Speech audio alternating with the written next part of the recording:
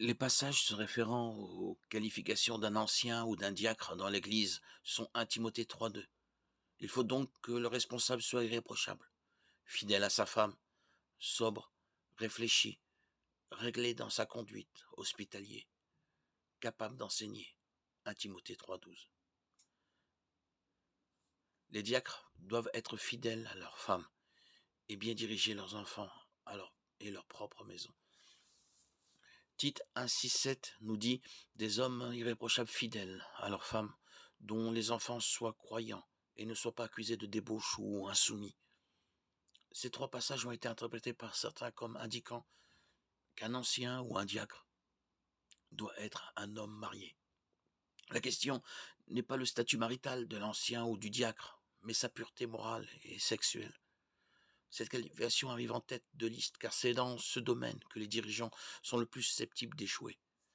Certains interprètent que pour être diacre, un homme doit être marié. Ce n'est pas la signification de mari d'une seule femme. En grec, l'expression mari d'une seule femme se lit littéralement homme d'une seule femme. Il doit donc être engagé envers sa femme.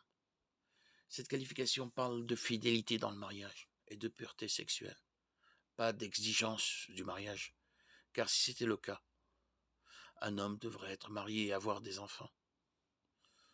Il est écrit dans 1 Timothée 3,12, il doit bien gérer ses enfants et son foyer. Nous devons comprendre les choses ainsi. Si un homme est marié, il doit être fidèle à sa femme. Si un homme a des enfants, il doit bien les gérer. Certains pensent que cette exigence exclut les hommes célibataires de la direction de l'Église. Mais si elle était l'intention de Paul, il se serait lui-même disqualifié. 1 Corinthiens 7,8. L'homme d'une seule femme est celui qui est totalement dévoué à sa femme, en maintenant une dévotion, une affection et une pureté sexuelle singulière, tant en pensée qu'en acte.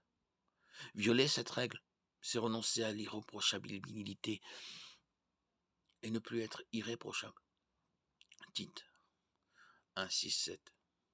Le célibat est loué par l'apôtre Paul comme permettant un service plus fidèle au Seigneur. 1 Corinthiens 7, 32-35.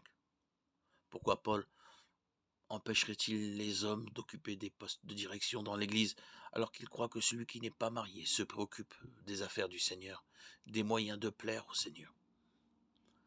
1 Corinthiens 7, 32. Dans les 9 premiers versets de ce chapitre, Paul établit que le mariage et le célibat sont tous deux bons et justes devant le Seigneur. Un ancien ou un diacre peut être marié ou célibataire à condition qu'il réponde aux qualifications de piété décrites dans 1 Timothée et Tite